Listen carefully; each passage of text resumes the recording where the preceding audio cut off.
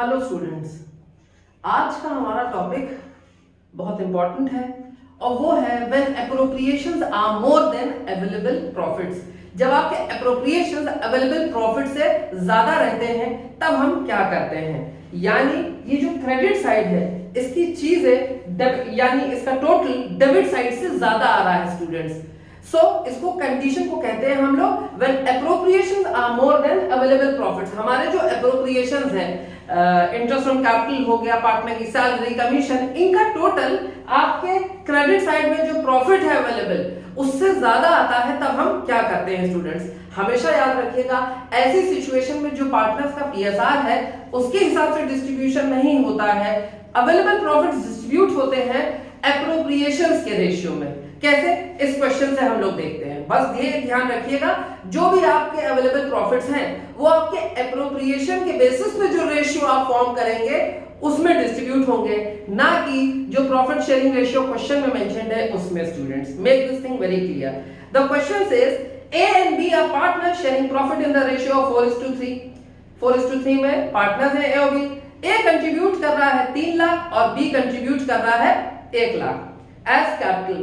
D provided that interest on capital be allowed at 10%. Interest on capital 10% है और B को salary है 2500 per month, यानी पूरे साल की कितनी हो जाएगी स्टूडेंट्स, 30,000।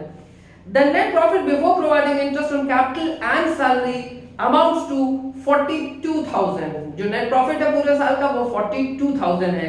हमें पीएल एप्रोप्रिएशन अकाउंट बनाना है। यहाँ पर कहा गया है show the distribution of profit, यानी prepare PL appropriation account to show the distribution.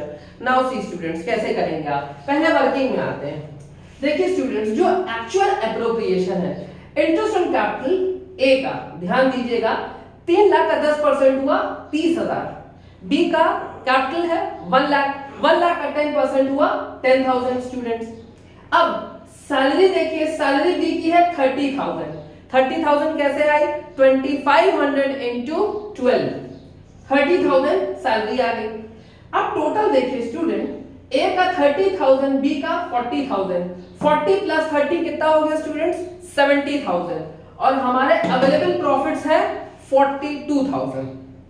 फिर ध्यान से समझिएगा, हमारी जो एप्रोप्रिएशन है वो हो जाएगा 30 प्लस 40, 70,000 और अवेलेबल प्रॉफिट्स है 42,000। तो कैसे डिस्ट्रीब्यूट होगा। अब जो क्वेश्चन में हमारा रेशियो दिया हुआ है 4:3, उसमें डिस्ट्रीब्यूट नहीं होगा 42,000। 42,000 डिस्ट्रीब्यूट होगा but in the ratio of the appropriations. Appropriations जो आ रहे हैं उनके बिहाफ पे जो आप रेशियो जनरेट करेंगे उसमें डिस्ट्रीब्यूट होगा। देखिए कैसे करेंगे स्टूडेंट्स। यहां मैंने सेकंड पॉइंट में लिखा है see the total appropriations ₹70,000 is more than available profit, यानी नेट प्रॉफिट से ज्यादा है, 42,000 से ज्यादा है। So it should be divided between A and B in the ratio of their appropriation and not in their profit sharing ratio 4:3. Appropriation 3:4 कैसे आया students, 30,000 और 40,000 को जब आप रेशियो में फॉर्म करेंगे तो इट विल कम 3:4। ध्यान से देखिएगा, यहां पे मैं आपको बता देता हूं, दिखा देता हूं। सी students, 30,000 and 40,000. So the ratio will be 3:4. ये देख रहे हैं, ये एप्रोप्रिएशंस का रेशियो फॉर्म हो गया। 30,000 40,000 आपने उसको रेशियो में कन्वर्ट कर लिया। एप्रोप्रिएशंस जो थे वो थे स्टूडेंट्स, ए का 30,000, बी का 40,000, उसको जब हमने रेशियो में कन्वर्ट किया तो it will be 3:4 students. Now see, very important, A का शेयर 42,000, अवेलेबल प्रॉफिट्स कितने स्टूडेंट्स, 42,000, 42,000 into 3/7, 3 plus 4 7, 42,000 into 3/7 18,000। तो ए को कितना मिलेगा, to interest on capital A 18,000। अब बी का देखिए students, B share 42,000 into 4/7, B का शेयर कितना students, 4/7, 4 plus 3 7। So 42,000 into 4/7, B का शेयर आ गया 24,000। हम यहाँ पे लिख तो देते 24,000, मगर B के दो चीजें हैं, दो एप्रोप्रिएशन है B के, एक तो इंटरेस्ट ऑन कैपिटल और एक सैलरी जो B को मिल रहा है।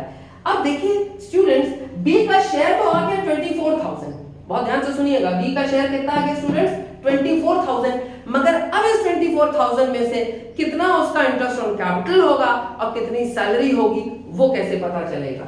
लेट्स कम हियर, देखिए I have marked red here, बहुत इंपॉर्टेंट है स्टूडेंट्स। एप्रोप्रिएशन ऑफ बीस रुपीज 24,000। नाउ सी बी का इंटरेस्ट कितना था स्टूडेंट्स, यहां पर देखिए बी का इंटरेस्ट कितना दिया हुआ है 10,000, ठीक है। बी की सैलरी कितनी थी स्टूडेंट्स 30,000, हमने बी की सैलरी लिख the students 30,000। Now form the ratio 10,000 और 30,000 यानी 1:3, ये 4 जीरो इसके और ये 4 जीरो इसके कैंसिल हो जाएंगे तो रेशियो फॉर्म हो जाएगा 1:3 का। ओके स्टूडेंट्स, नाउ अब ये जो 24,000 इसका शेयर था, बी का शेयर था 24,000, ये किस रेशियो में बढ़ जाएगा 1:3 के रेशियो में बढ़ जाएगा। देखिए स्टूडेंट्स कैसे, इंटरेस्ट ऑन कैपिटल कितना मिलेगा बी को 24,000 इंटू 1/4, 1:3 बी का रेशियो है, 24,000 इंटू 1/4 इंटरेस्ट ऑन कैपिटल कितना मिलेगा बी को 6,000। सैलरी कितनी मिलेगी बी को 24,000 इंटू 3/4, ये 1:3, यानी बी का एप्रोप्रिएशन का 24,000 यानी बी का शेयर 24,000 किस रेशियो में बढ़ेगा 1:3 के रेशियो में। सो बी को जो इंटरेस्ट ऑन कैपिटल मिलेगा वो मिलेगा 24,000 का 1/4 और सैलरी बी को जो मिलेगी वो मिलेगी 24,000 का 3/4। सैलरी 24,000 इंटू 3/4 कितना आ गया 18,000 स्टूडेंट्स। नाउ सी ए का तो हमने डायरेक्ट लिख दिया था क्योंकि ए का सिर्फ इंटरेस्ट ऑन कैपिटल था, बी का हमने लिखा 6,000 कैसे आया देखिए यहाँ पे मेंशन है 24,000 इंटू 1/4 और बी की salary 18,000, 24,000 into 3/4 here is 18,000, you write 18,000 here, 42,000 is the total of both the columns. Now see ऐसे ही हम लोग करते हैं जब हमारे एप्रोप्रिएशंस जो होते हैं अवेलेबल प्रॉफिट से ज्यादा होते हैं। एप्रोप्रिएशंस कहते आ रहे थे स्टूडेंट, ए को कायदे से इंटरेस्ट ऑन कैपिटल मिलना चाहिए था 30,000, बी को इंटरेस्ट ऑन कैपिटल मिलना चाहिए था 10,000 प्लस 30 40,000। अब 42,000 में से हम 70,000 तो दे नहीं सकते हैं। एप्रोप्रिएशंस मींस डिस्ट्रीब्यूशन और division of profit. So 30 plus 40 70,000, इस कंडीशन को हम कहते हैं when appropriations are more than available profit. तो हमने एप्रोप्रिएशंस के बेसिस पे रेशियो फॉर्म कर लिया, आपको करके दिखाया था 30,000 और 40,000 कितना आ गया 3:4। सो 3:4 फॉलो होगा और जो क्वेश्चन का आपका रेशियो है 4:3 फॉलो नहीं होगा स्टूडेंट, पीएसआर फॉलो नहीं होगा। ए शेयर 42,000, ए का इंटरेस्ट ऑन कैपिटल कैसे कैलकुलेट करेंगे 42,000 इंटू 3/7, 3:4 है, 3 + 4 7, 42,000 इंटू 3/7 18,000। बी का शेयर 42,000 इंटू 4/7 24,000। बस बी के साथ ये कंडीशन थी कि बी की सैलरी भी जानी थी और इंटरेस्ट ऑन कैपिटल भी, तो हम सैलरी और इंटरेस्ट ऑन कैपिटल के बिहाफ पे रेशियो फॉर्म कर लेंगे। कैसे किया आप लोगों ने, बी का इंटरेस्ट ऑन कैपिटल है 10,000, यहां निकाला था, सैलरी है 30,000, 30,000 कैसे आई 2500 इंटू 12, यहां मैं लिख दे रहा हूं कंफ्यूज मत होइए, 2500 इंटू 12। ओके स्टूडेंट्स, सो 2500 इंटू 12 आ जाएगा इनका 30,000। 1:3 का रेशियो फॉर्म हो गया, ये 4 0 कैंसिल हो जाएंगे, 1:3 इनका रेशियो हो जाएगा। अब 24,000 को 1:3 में आप डिस्ट्रीब्यूट करेंगे। इंटरेस्ट ऑन कैपिटल 24,000 इंटू 1/4, 1:3 यानी 1 + 3 4, सो 24,000 इंटू 1/4 6,000 आ गया इनका इंटरेस्ट ऑन कैपिटल।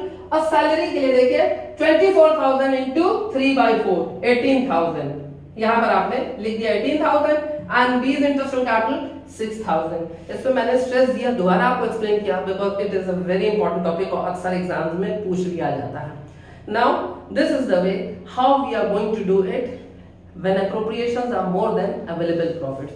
एक बस बात छोटी सी ध्यान दीजिएगा स्टूडेंट्स, अगर यहाँ पर सैलरी ना होती बी की तो जो भी बी का शेयर आता हम जैसे डायरेक्ट ए का 18,000 लिखा, हम बी का वैसे इंटरेस्ट ऑन कैपिटल डायरेक्ट लिख के क्वेश्चन वहीं पर क्लोज कर देते।